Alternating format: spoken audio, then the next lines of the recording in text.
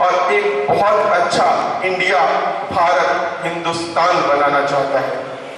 ये जो युवा साथी हैं, अभी मैंने अखबार इस चौथे स्तंभ के माध्यम से ही ये जानकारी हासिल हुई कि सर्वे की एक रिपोर्ट है कि आजकल सोशल साइट्स भी आने वाली इलेक्शंस में बहुत मेजर रोल अदा करेंगे और तकरीबन 160 सीटों पर भी शायद इसका सीधा साधा असर रहेगा, ऐसा सर्वे से मुझे जानने को मिला है।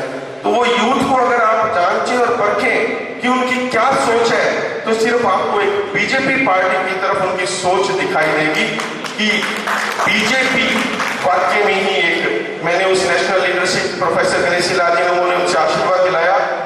मैंने ये देखा कि जो जितना ऊंचाई पर है, जो जितना बड़ा है, उतना झुका हुआ है, और जो जितने निम्न स्तर पर होते हैं उनकी अकड़ उतनी ही ज्यादा होती है।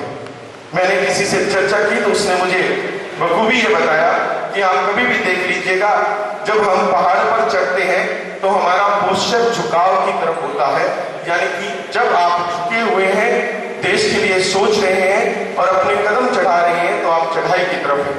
जब हम पहाड़ से उतर रहे हैं तो हमेशा हम यूं आएंगे, यानी कि ये अकड़न है हमें हमेशा नीचे लाती है। और ये अकड़न आज कांग्रेस और अनेक नेताओं में आ चुकी है। इसी अकड़न को ढीला करने के लिए आज युवा बीजेपी का हाथ थाम रहा है। उन्होंने कहा कि ये वीक है।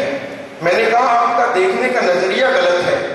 इस वीकनेस में कितनी बड़ी स्ट्रेंथ है, क्योंकि उस पार्टियों में लोभ और लालच से भरे हुए लोगों के जमावड़ा है और इतनी भीड़ सिर्फ अपने व्यक्तिगत स्वार्थों के लिए इकट्ठी हुई है।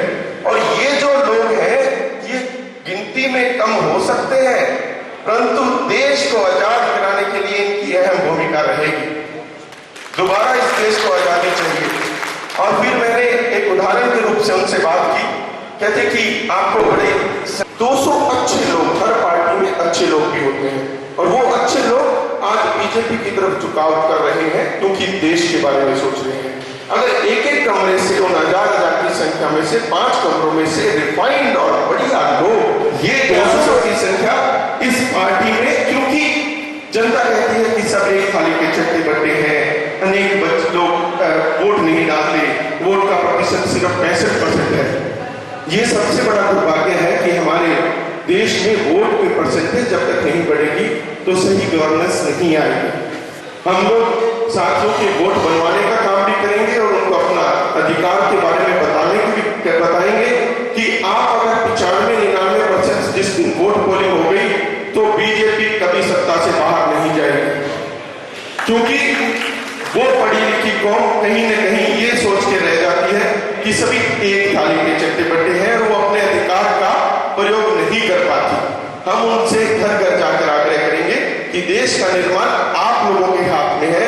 आप ये बात मत सोचिए कि एक है, आपने कोई कदम उठाना है। सरदार भगत सिंह जी ने, मैं एक कार्यक्रम की सूचना आपको और देना चाहता हूं। 30 अप्रैल को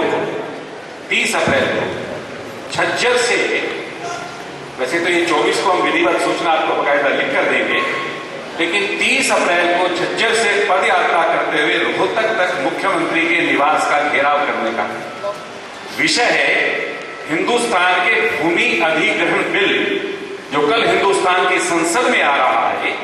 उस पर हमने अपने सुझाव प्रेषित किए हैं। अगर उन सुझावों को सरकार नहीं मानती है तो हम हिंदुस्तान की सरकार को मजबूर करेंगे।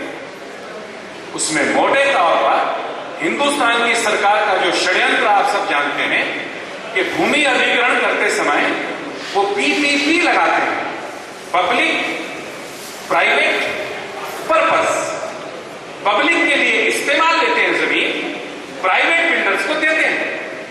हमने इस पर्पस को खत्म जैसे तैसे इस बीजेपी की सदस्यता ग्रहण करें और देश को इस आने वाले जो वक्त है, जो बिल्कुल ही देश को एक स्कैम्स के अंदर जो पैसा वो अपनी जेबों में बटोर रहे हैं, कहीं डायरेक्ट इनडायरेक्ट वो लोगों की जेब से लोग ठगा हुआ महसूस कर रहे हैं। उनके टैक्सेस में बढ़ोतरी होती जा रही है, बार बार उनको कहीं ना कहीं